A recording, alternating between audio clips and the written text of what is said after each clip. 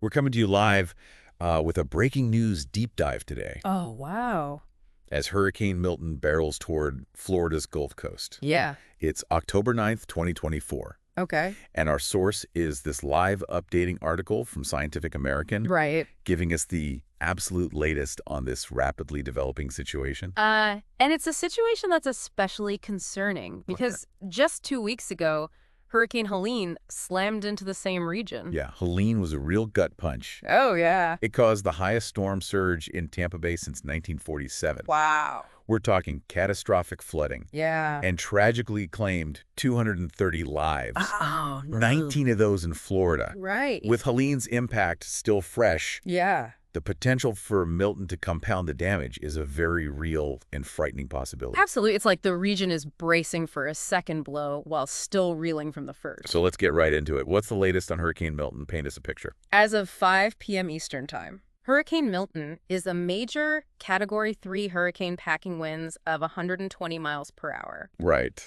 It's forecast to make landfall just south of Tampa late tonight, Oh, wow. bringing with it a trifecta of threats. Okay. A potentially devastating storm surge of 10 to 13 feet, Oh, torrential rainfall between 6 to 18 inches, yeah. and the possibility of tornadoes. Wow. Those are some scary numbers. Yeah, For those who might not fully grasp the danger a storm surge presents, right.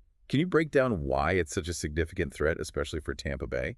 Imagine a wall of water, Okay. sometimes several feet high, surging inland, driven by the force of the hurricane's winds. Right. That's a storm surge. Okay. And it's one of the deadliest and most destructive hazards associated with hurricanes. Wow. Tampa Bay is particularly vulnerable to storm surge because of its unique geography. The article mentions it's shallow, right? Yeah. What does that have to do with it? It's like a shallow bowl, unfortunately. Oh.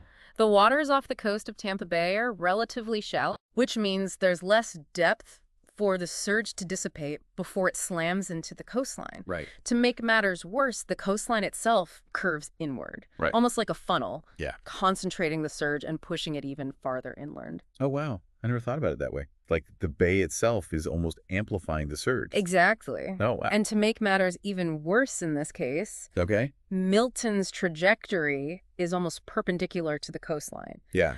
which means the full force of that surge is going to be directed straight into Tampa Bay. Right. This is why understanding storm surge is so important.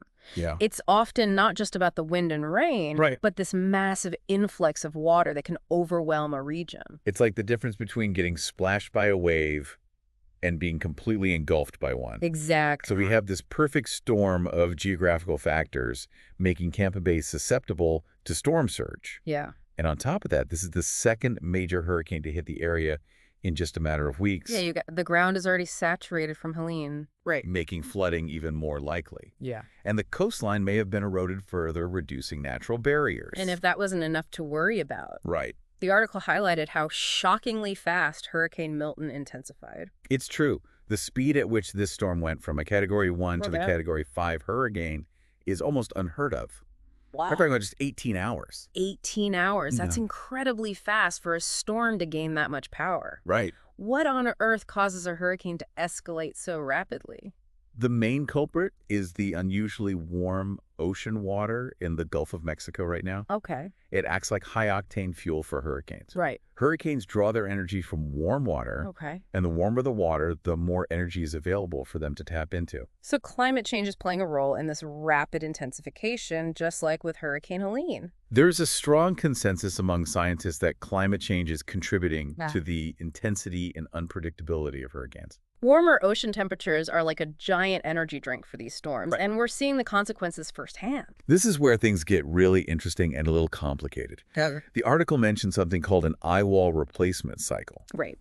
What exactly is going on with that, and how does it impact Milton's potential for destruction? It sounds more complex than it actually is. Okay. Imagine the hurricane's eye as the center, Right. a relatively calm area. Right. Surrounding that calm center is the eye wall, Yeah. a ring of powerful thunderstorms where the most intense winds and rainfall occur. Okay, got it. So what's happening with Milton's eye wall? In some cases, a new eye wall can form around the original one. Right. Think of it like a donut forming around the original donut hole. Yeah. This new eye wall can be even more powerful than the first. Oh. And as it grows, it can actually choke off the original eye wall, Okay. essentially causing the hurricane to expand in size. So while it might sound like having two eye walls would make the hurricane more compact and intense, Right. it actually causes the area of impact to grow larger. Precisely. Oh, wow. It's Yeah. like the hurricane is spreading its wings, so to speak. Yeah. And a larger hurricane means a wider area is affected by those destructive winds, heavy rainfall, Right. and of course the storm surge. That is definitely not the news you want to hear when a hurricane is about to make landfall. Right. So with Milton, what are we looking at in terms of how this eye wall replacement cycle might play out? It's difficult to predict with absolute certainty, but the fact that Milton underwent the cycle before it even reached its peak intensity Right. suggests it could expand considerably before making landfall. Okay, so we have a major hurricane on our hands, Yeah. fueled by warm ocean waters, Right. undergoing this eye wall replacement cycle, Yeah. and heading straight for a region still recovering from a previous hurricane. Yeah. What's next? Well, as Milton continues to churn towards Florida, it's not just the immediate impact we need to be concerned about. Right. The article also delves into a phenomenon known as extratropical transition, Okay. which could have implications for areas far beyond Florida's borders. All right, before we dive into that, Okay. I want to pause and make sure our listeners understand what we mean by extratropical transition. Right. Can you explain it in a way that even someone who's never experienced a hurricane can grasp? Of course. Imagine a hurricane like Milton, Oh. Florida in the tropics, thriving in those warm, moist environments. Right. Now picture it moving away from the tropics Okay. and encountering a completely different atmospheric environment, Yeah. one that's cooler, drier, Uh-huh. and less hospitable to a hurricane's structure. Right. That's essentially what an extratropical transition is. Right. It's like a hurricane going through an identity crisis as it encounters a completely different climate. So it's like Milton trading its Hawaiian shirt for a raincoat Yeah. and preparing for a different kind of weather adventure. Right. But what does this transition mean for the storm's intensity and potential for damage? That's a great question. Okay. And it's one of the things that makes extratropical transitions so interesting Right. and potentially more dangerous. Okay, I'm all ears. Yeah. What makes this extratropical transition potentially more dangerous? While a hurricane might weaken slightly in terms of wind speeds during this transition, Right. it often expands significantly in size. Hold on. So even though the winds might die down a bit, Right. the storm itself gets bigger. You got it. This expansion means that while the most intense winds might be concentrated in a smaller area, Right. the overall area affected by the storm's rain winds and storm surge can actually increase significantly. So it's like the hurricane is trading in its focused laser pointer for a much wider floodlight. Exactly. Oh, wow. And this wider reach can have significant consequences, Yeah. especially for areas that might not typically be in a hurricane's direct path. This sounds eerily familiar to Hurricane Sandy back in 2012. Yeah. It underwent a similar extratropical transition, didn't it? You're exactly right. Yeah. Hurricane Sandy is a prime example of how a storm that undergoes extratropical transition Right. can still pack a powerful and destructive punch. For those who don't remember, Sandy caused widespread devastation along the U.S. East Coast. Right. Even though it had weakened considerably from its peak intensity as a hurricane, Yeah. the sheer size of the storm, combined with its unusual track, Right. resulted in catastrophic flooding, power outages, and billions of dollars in damage. And it highlighted the importance of not just focusing on the Saffir-Simpson hurricane wind scale category of a storm, Yeah. but understanding the broader context of its potential impact. So is Milton going to pull a Sandy and take a sharp turn towards the East Coast? That's the big question on everyone's mind. Okay. And thankfully, the current models suggest that Milton's path will be different from Sandy's. Right. While it's still too early to say for sure, the forecasts indicate that Milton will likely continue on a more eastward track out into the Atlantic Right. after impacting Florida. Okay. That's a small sigh of relief, at least for the East Coast. Yeah. But the article did mention potential impacts beyond Florida. Absolutely. What other regions need to be on alert as Milton churns its way across the Atlantic? While Florida is facing the brunt of the storm, Right. the article highlights several other areas that could experience significant effects from Milton. Right. Coastal Georgia, for example, is under a tropical storm warning, Okay. meaning they can expect tropical storm conditions, Yeah. high winds, heavy rain Right. within the next 36 hours. And what about South Carolina? They're often in the path of these Atlantic hurricanes. Parts of coastal South Carolina are also on high alert, Okay. with tropical storm conditions possible within the next 2 days. What about areas farther out in the Atlantic? Interestingly, Bermuda might see some effects over the weekend, Okay. although it sounds like Milton's path might spare them the worst of it. They could experience some heavy rain and gusty winds, Right. but it doesn't appear to be a direct threat at this time. And the Yucatan Peninsula, they were in Milton's earlier path, weren't they? They dodged a bullet this time. Okay. It looks like the Yucatan saw some heavy rain and storm surge earlier this week, Yeah. as Milton passed through, but they're now outside the cone of uncertainty. Okay. That's good news for the Yucatan. But this whole situation underscores just how interconnected our world is, right? One massive storm system, Yeah. and it has the potential to disrupt life across multiple regions, even continents. It's a stark reminder that we're all connected by these weather systems. Right. And the ripple effects of a major hurricane like Milton can be felt far and wide. Speaking of ripple effects, let's bring it back to the human impact here. Absolutely. We can't forget that behind all these meteorological terms and forecasts Right. are real people whose lives are about to be turned upside down by this storm. Absolutely. The article drives home the seriousness of the situation, quoting several experts who are deeply concerned about the potential for Milton to be a historic and catastrophic event. That's right. Meteorologist Rick Davis was quoted saying, "This will be a storm that people will not forget." And that's a powerful statement coming from someone who has seen his fair share of hurricanes. Right. And then there's Kristen Corbisiero, an expert from the University at Albany, Right. who didn't mince words, saying that this has the potential to be one of the worst hurricane disasters in U.S. history. Those are chilling words, and and they highlight the potential human toll this storm could take. Right. It's not just about property damage, Right. but about lives lost, communities displaced, Yeah. and the long-term emotional and economic scars that a storm like this can leave behind. And all of this is happening against the backdrop of climate change, Precisely. which, as we've discussed, is fueling these more powerful and unpredictable storms. And it begs the question, Right. what can we do to mitigate these risks and protect vulnerable communities in a world where these extreme weather events are becoming more frequent and intense? It's a question we'll delve into as we continue our deep dive into Hurricane Milton. Okay.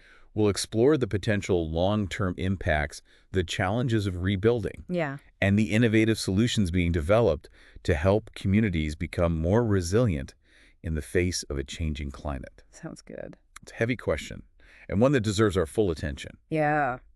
But before we get into those long-term implications, let's bring it back to the here and now. Right. With Milton bearing down on Florida. Yeah. What can you tell us about the immediate concerns and preparations underway? It's all hands on deck in Florida right now. Right. The article talks about mass evacuations being ordered for coastal communities, Right. particularly in those low-lying areas most susceptible to storm surge. Right.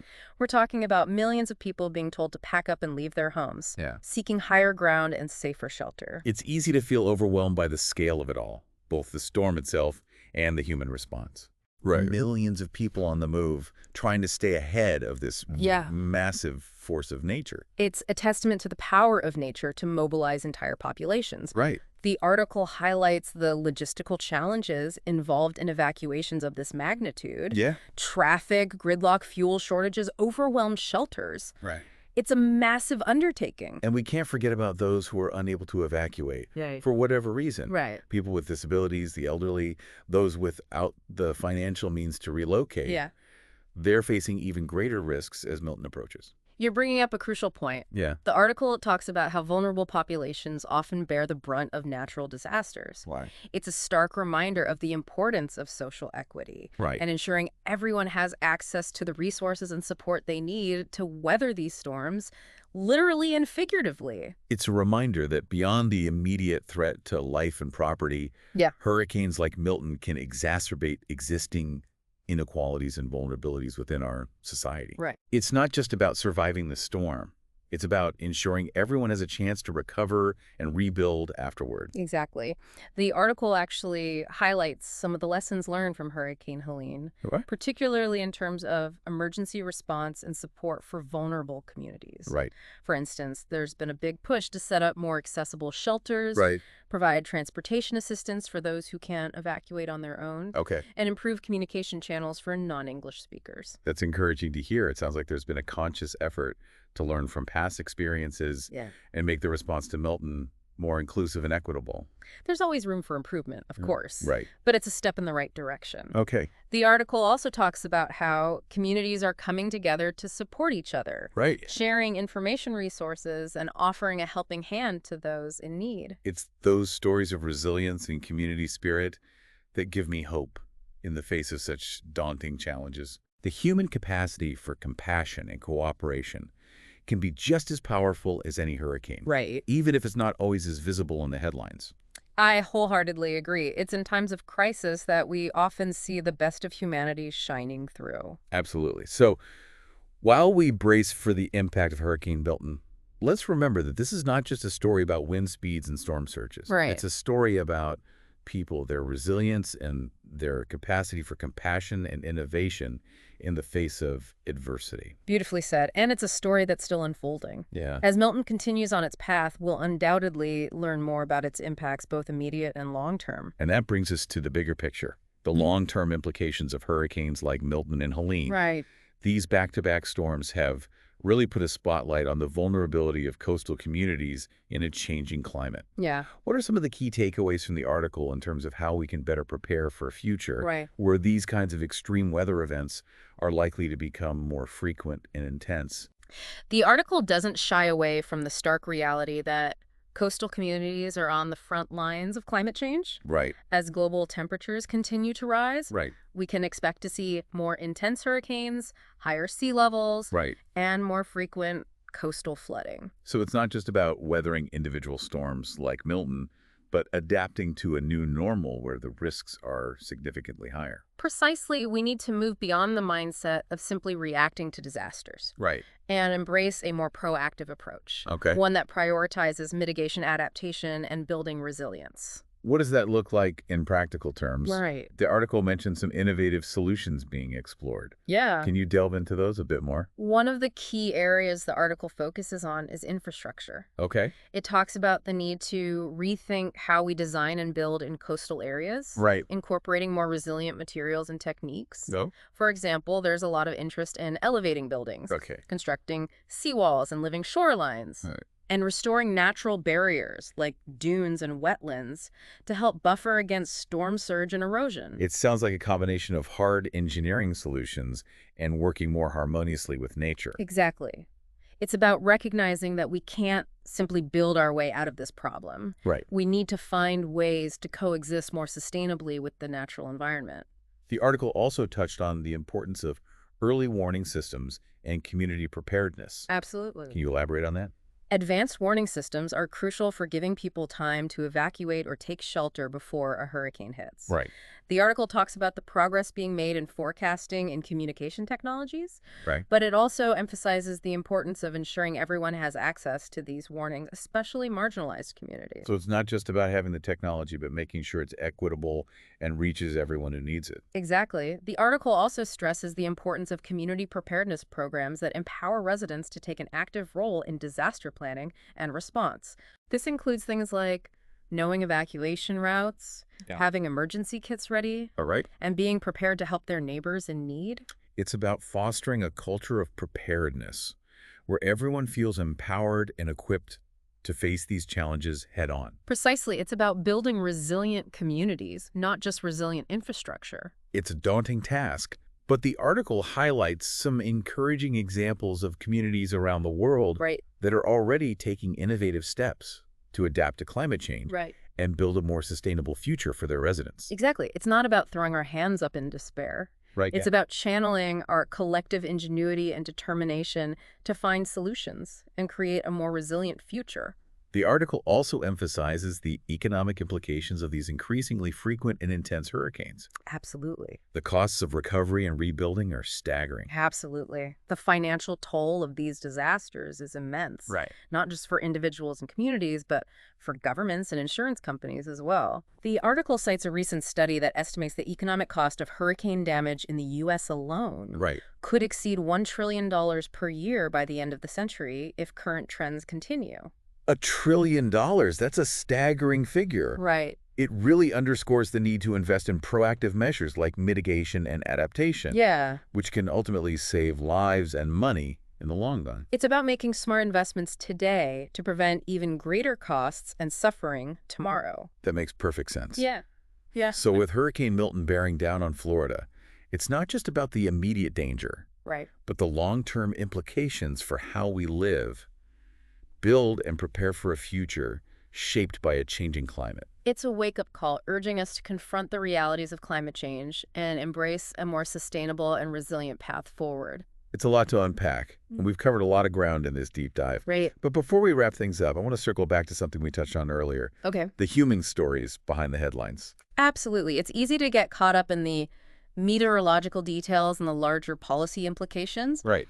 But at the heart of it all are real people whose lives are being directly impacted by this storm. The article shared a few of these personal accounts, didn't it? It did. Stories of lost resilience and community spirit. Yeah. Right. One story that particularly resonated with me was about a family in Tampa Bay who lost their home during Hurricane Helene. Oh, wow. They're still rebuilding, Right. still piecing their lives back together, Right. and now they're facing the prospect of another major hurricane. That's heartbreaking. To go through that kind of trauma one is unimaginable. Right. But to face it again so soon, it speaks volumes about the human spirit's resilience. Yeah. But it's a stark reminder of the very real toll these storms take on individuals and families. Exactly. And it's not just about the physical loss, Right. but the emotional and psychological impact as well. Yeah. The anxiety, the uncertainty, the fear of the unknown. These are all very real consequences that often linger long after the storm has passed. The article also highlighted some inspiring stories of community resilience, right? Absolutely. Neighbors helping neighbors, volunteers stepping up to offer support. There was a particularly moving anecdote about a group of college students in Miami who organized a donation drive for those affected by Hurricane Helene. Oh, wow. They collected truckloads of supplies, Oh, wow. food, water, clothing, toiletries, Right. and drove them up to Tampa Bay to distribute to those in need. That's incredible. Yeah. It's a reminder that even in the darkest of times, there's always light to be found in the compassion and generosity of others. It's a testament to the human spirit's ability to find hope and strength even in the face of adversity. It's a powerful reminder that while we can't control the weather, we can control how we respond to it, how we support each other, Yep. and how we build a more resilient future for ourselves and generations to come. Well said. It's that spirit of innovation and collaboration that gives me hope for the future. So as we wrap up this deep dive into Hurricane Milton, Right. I want to leave our listener with a final thought, Okay. something to ponder as this powerful storm continues on its path. Right. Imagine you're tasked with designing the ultimate hurricane-proof community. Wow. What would it look like? What kind of innovations would you prioritize Right. to protect lives, Right. preserve the environment, Right. and create a truly resilient future for those who call coastal areas home? That's a fantastic question to leave our listener with. It's Yeah. a challenge that demands creativity, ingenuity, Right. and a deep understanding of both the power of nature and the resilience of the human spirit. Exactly. It's a challenge we must all embrace if we're going to navigate the storms ahead. Well said. Thanks for joining me on this breaking news deep dive. Stay safe out there, everyone.